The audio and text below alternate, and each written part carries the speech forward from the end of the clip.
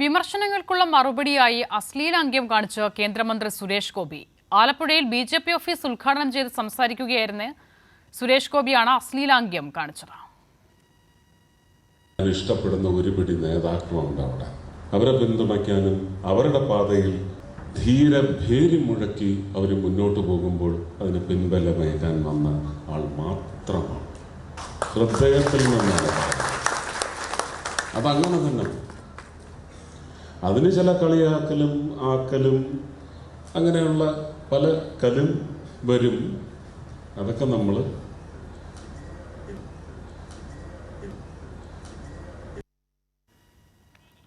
ഷാജഹാൻ ചേരുകയാണ്. ഷാജഹാൻ, ഒരു പൊതുപരിപാടിയിലാണ് സുരേഷ് ഗോപിയുടെ ഭാഗത്തു നിന്നും ഈ തരത്തിലൊരു ഇടപെടൽ ഉണ്ടാകുന്നത്. എന്താണ് സംഭവിച്ചത്?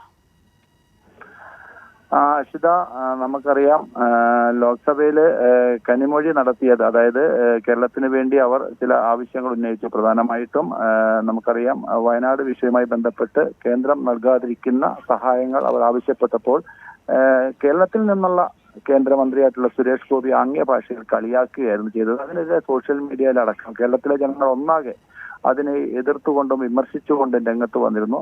പക്ഷെ അതൊക്കെ തനിക്ക് ഇങ്ങനെയാണ് എന്നുള്ളതാണ്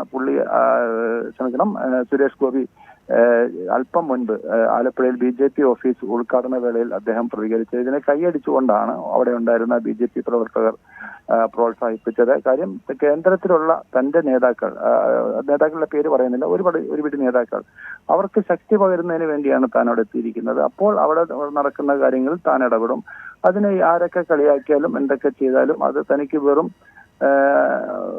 ആംഗ്യഭാഷ നമുക്ക് കാണുമ്പോൾ അറിയാം. നമുക്കത് ഉപയോഗിക്കാൻ കഴിയാത്ത തരത്തിലുള്ള ചില വാക്കുകൾ നമ്മൾ സാധാരണഗതിയിൽ നമ്മൾ പ്രാദേശികമായിട്ട് കാണുന്നതാണ്.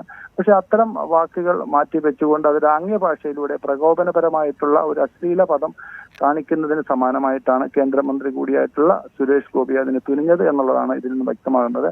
എന്തായാലും ആലപ്പുഴയിലെത്തിയ ബിജെപി നേതാക്കളുടെ ഇടയിൽ വെച്ചുകൊണ്ടാണ് സുരേഷ് ഗോപി തന്റെ വീണ്ടും, അതായത് നമുക്കറിയാം ലോക്സഭയിൽ ജനങ്ങളെ ആകെ, പ്രത്യേകിച്ച് മലയാളികളെ ആകെ കളിയാക്കുന്ന തരത്തിലുള്ള ആംഗ്യഭാഷ കാണിച്ചതിന് പിന്നാലെ തനിക്കെതിരെ വരുന്ന വിമർശനങ്ങളെ മറികടക്കുന്നതിന് വേണ്ടിയിട്ട് വീണ്ടും ആംഗ്യഭാഷയിൽ അദ്ദേഹം പ്രതികരിച്ചത് വളരെ മോശമായ രീതിയിലാണ്. പ്രത്യേകിച്ച് കേരളത്തിൽ നിന്നുള്ളൊരു കേന്ദ്രമന്ത്രി കേരളം ആവശ്യപ്പെടുന്നത്, അല്ലെങ്കിൽ ഇന്ത്യയിലെ ഒന്നാകെ ജനങ്ങൾ ആവശ്യപ്പെടുന്നത് വയനാട് ദുരന്തത്തിൽ അകപ്പെട്ടവർക്ക് പുനരധിവാസം നൽകുന്നതിനും അവരെ സഹായിക്കുന്നതിനും കേന്ദ്രത്തിന്റെ ഭാഗത്തു നിന്നും ഒരു സഹായം ലഭിക്കണം എന്നുള്ളൊരു ആവശ്യമാണ്. അത് തമിഴ്നാട്ടിൽ നിന്നുള്ള ഒരു അംഗം കൂടി ആവശ്യപ്പെട്ടതോടെ അവരെ കളിയാക്കുന്ന രീതിയാണ് നമുക്ക് ലോക്സഭയിൽ കാണാൻ സാധിച്ചത്.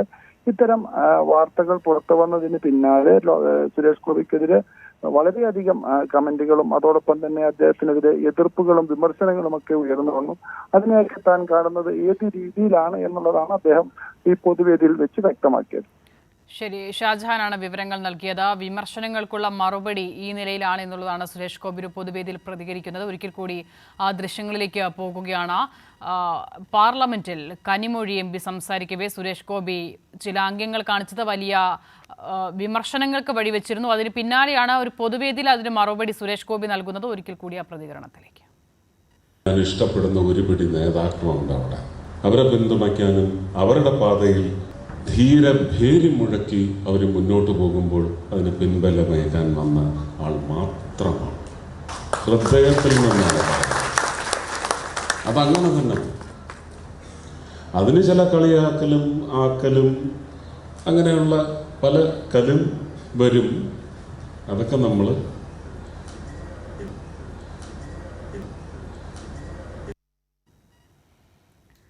ഷാജഹാനാണ് ഈ വാർത്ത സംബന്ധിച്ച വിവരങ്ങൾ നൽകി.